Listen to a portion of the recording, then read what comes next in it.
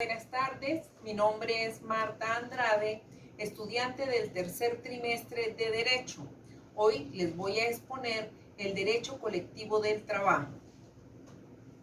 La Convención Colectiva del Trabajo es el acuerdo que se celebra entre uno o más patronos o asociaciones patronales por una parte y uno o varios sindicatos o federaciones sindicales de trabajadores por otra parte, para fijar las condiciones que regirán los contratos de trabajo durante su vigencia. La Convención Colectiva del Trabajo. Mediante la convención colectiva se persigue el establecimiento de condiciones de trabajo y remuneraciones formales para los trabajadores que integran el grupo que desarrolla la negociación. La existencia del grupo propicia la negociación colectiva. Dentro de sus denominaciones sabemos que la Convención Colectiva del Trabajo recibe los nombres de contrato colectivo de trabajo, convenio colectivo de trabajo o convención colectiva del trabajo. Dentro de sus caracteres, es vinculante, estando ambas partes obligadas a cumplir el acuerdo, así los contratos laborales firmados entre cada trabajador y la empresa no pueden contradecir el convenio. Como representante de los trabajadores suele estar el respectivo gremio y sus dirigentes. Ellos son quienes deberán transmitir los intereses de la fuerza laboral a los empresarios. El convenio puede tener alcance en diferentes ámbitos, ya sea en una sola compañía o en todo un sector productivo. Cada acuerdo tiene un periodo de duración distinto, pudiendo ser renovable, por ejemplo, cada año. El contrato laboral entre cada trabajador y su empresa puede contener mejores condiciones laborales que las establecidas en el convenio colectivo. Un convenio colectivo no puede contradecir la Constitución y las leyes laborales del país, pues son normas de mayor jerarquía. El convenio colectivo debería contener fórmulas para buscar declarar su propia invalidez si alguna de las partes se siente inconforme. En algunos países el gobierno interviene en estos acuerdos. La naturaleza jurídica de la convención colectiva. Nace de la constitución de un acto jurídico y parte de dos tendencias. La tendencia contractualista, que viene de la escuela italiana, y la tendencia subjetivista, de las cuales hablan Carneluti, Constagna y Scioffi. Continuamos. Parte de la negociación colectiva. Una o más empleadores o una o más organizaciones de empleadores y una o más organizaciones de trabajadores. El sindicato es aquel que permite identificar a una agrupación de gente trabajadora que se desarrolla para defender los intereses financieros, profesionales y sociales vinculados a las tareas que llevan a cabo quienes las componen. Se trata de organizaciones de espíritu democrático que se dedican a negociar con quienes dan empleo y las condiciones de contratación. Dentro de las clases de sindicatos tenemos sindicatos de empresa, que es aquel que agrupa a trabajadores de una misma empresa. Sindicatos interempresa, que es aquel que agrupa a trabajadores de dos o más empleadores distintos. El sindicato de trabajadores independientes, que es aquel que agrupa a trabajadores que no dependen de empleador alguno. El sindicato de trabajadores eventuales o transitorios es aquel constituido por trabajadores que realizan labores bajo dependencia o subordinación en periodos cíclicos o intermitentes. Tenemos los sindicatos de industria, que son agrupaciones en un solo sindicato de trabajadores pertenecientes a una industria determinada, sin considerar profesión, oficio o especialidad. Luego tenemos por último el sindicato de oficio, que es la agrupación de un solo sindicato de trabajadores, todos de una misma profesión, oficio o especialidad, sin consideración de industria o empresa. Constitución del sindicato. La constitución de un sindicato necesariamente debe respetar las siguientes tramitaciones. Primero, el acuerdo para la constitución de un sindicato debe ser adoptado en asamblea especialmente convocada para tal efecto. Esta asamblea de trabajadores deberá celebrarse con un quórum mínimo exigido por la ley, según el sindicato a formar. En esta asamblea deben aprobarse los estatutos y proceder a la elección del directorio, todo lo cual quedará registrado en una acta correspondiente. Se requiere necesariamente la presencia de un ministro de fe, quienes se encuentran señalados en el artículo 218 del Código de Trabajo, y puede ser un inspector de trabajo, un notario público, un oficial del registro civil y funcionarios de Estado que sean designados en calidad de tal por la Dirección del Trabajo.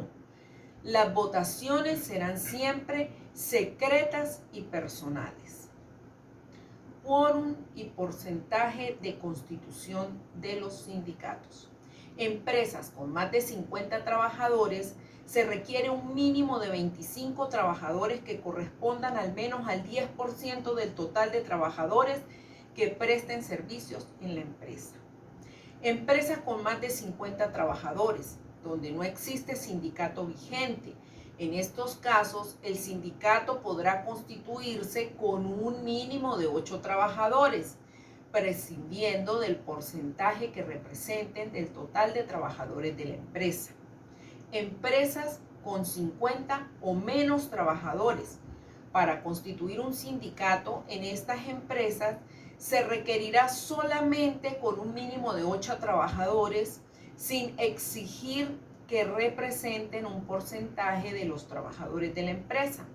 Empresas con establecimiento. En cada establecimiento podrá constituirse un sindicato con un mínimo de 25 trabajadores que representen a lo menos el 30% de los trabajadores del establecimiento. Los sindicatos con 250 o más socios podrán constituirse cualquiera sea el porcentaje de trabajadores de la empresa que representen. En el caso de otros sindicatos, para constituir un sindicato que no sea de los mencionados anteriormente, se requiere un mínimo de 25 trabajadores. Fondos sindicales. Se entiende por fondos sindicales a los dineros que serán usados para satisfacer el presupuesto de gasto del sindicato. Son causas de disolución de los sindicatos, como lo dice el artículo 459, que la carencia de alguno de los requisitos señalados en esta ley para su constitución, las consagradas en los estatutos, en los sindicatos de empresa, la extinción de esta y el acuerdo de las 2/3 partes de los miembros asistentes a la asamblea convocadas exclusivamente para este objeto. La contemplada en el artículo 460 de la LOT, que dice que no podrá funcionar un sindicato con un número menor de miembros de aquel que se requirió para su constitución, y la contemplada en el artículo 462, que dice que ninguna autoridad administrativa podrá ordenar la disolución de un sindicato. Cuando existan razones suficientes, los interesados de la disolución de un sindicato podrán solicitar ante el juez de primera instancia del trabajo en la jurisdicción. La dirección de este podrá apelar, la decisión de este podrá apelarse ante el juez superior del trabajo. El fuero sindical. El fuero sindical se define como la garantía que la ley otorga a los trabajadores que promueven la legalización de un sindicato y a los miembros de las juntas directivas sindicales de no ser despedidos, trasladados o desmejorados en sus condiciones de trabajo sin justa causa, calificada previamente por el inspector. Convención colectiva. La convención colectiva del trabajo es aquella que se celebra entre uno o varios sindicatos o federaciones o confederaciones sindicales de trabajadores de una parte y uno o varios patronos o sindicatos o asociaciones de patronos de la otra, para establecer las condiciones conforme a las cuales se debe presentar el trabajo y los derechos y obligaciones que correspondan a cada una de las partes. De los derechos, el artículo 431 de la LOT contempla que todos los trabajadores y trabajadoras tienen derecho a la negociación colectiva y a celebrar convenciones colectivas de trabajo sin más requisitos que los que establezca la ley, para establecer las condiciones conforme a las cuales se debe prestar el trabajo y los derechos y obligaciones que correspondan a cada una de las partes, con el fin de proteger el proceso social de trabajo y lograr la justa distribución de la riqueza. Con respecto a los efectos, el artículo 432 de la LOT estipula de la Convención Colectiva de Trabajo se convierte en cláusulas obligatorias y en parte integrante de los contratos individuales de trabajo, celebrados o que se celebren durante su vigencia en el ámbito de aplicación de la Convención, aún para aquellos trabajadores y aquellas trabajadoras que no sean integrantes de la organización sindical u organizaciones sindicales que hayan suscrito la Convención. Su duración no podrá ser mayor de 3 años ni menor de 2 años. El contenido normativo es el elemento predominante, tipificante y centro de convenio. Establece condiciones conforme a las cuales se debe prestar el trabajo. Constituye cláusulas que se incorporan en los contratos individuales de trabajo. El contenido obligacional, puede ser contractual o de relación. Es contractual los que se consideran al convenio como un contrato, o de relación porque consideran al convenio como una norma. Se refiere a los compromisos o responsabilidades que asumen las partes del convenio. Las cláusulas. El convenio colectivo es un instrumento que utiliza los sujetos colectivos, es decir, que este es el resultado de una negociación colectiva entre los trabajadores y el empleador y regula las condiciones de trabajo, los derechos y obligaciones de las partes contratantes. Debido a su naturaleza híbrida, alma de ley y cuerpo de contrato, este instrumento contiene cláusulas que son asumidas por los sujetos colectivos. Dentro de las clases de cláusulas de la convención colectiva tenemos que son normativas, obligacionales y delimitadoras. Las normativas se aplican a los trabajadores, se incorporan al contrato individual, protegen el cumplimiento de la convención y durante su vigencia se interpretan como normas jurídicas. De las obligacionales establecen reglas que aplican los sujetos de la negociación, sindicato empleadores. No se aplica a los trabajadores como en el caso de las normativas. Dejan de ser exigibles si el sindicato deja de existir. Se interpretan como los contratos de buena fe y común intención de las partes. Por último, tenemos las delimitadoras, dirigidas a regular la duración y ámbito de la aplicación de la convención. Se interpretan como los contratos, buena fe y común intención de las partes. Ahora les vamos a hablar acerca del derecho a huelga en Venezuela. La huelga nació como una defensa justa de la clase obrera, pero no siempre coincide con lo legal. Por ello, el nacimiento del derecho de huelga estuvo al margen de la ley, porque la ley estaba interesada en reprimir al obrero, al trabajador. En Venezuela, este derecho no fue la excepción. Venezuela presentó expresiones de ejercicio del derecho de huelga que merecen mención especial, como en el año 1895, que se produjeron manifestaciones de desempleados en Caracas. Luego, en 1908, la huelga de los trabajadores en Puerto de La Guaira, la famosa huelga de telegrafistas, primer movimiento huelgario nacional que fue reprimido por el régimen imperante de forma feroz, encarcelando a sus dirigentes. Entre los años 1922 y 1925 se produjo agitación laboral huelgaria en los campos petroleros, por las condiciones infrahumanas que imponían las transnacionales a nuestros trabajadores, desembocando en la primera huelga petrolera de 1925 y que fue antecesora de lo que sería la famosa huelga petrolera del 1936, que constituye una de las gestas más heroicas del movimiento sindical venezolano.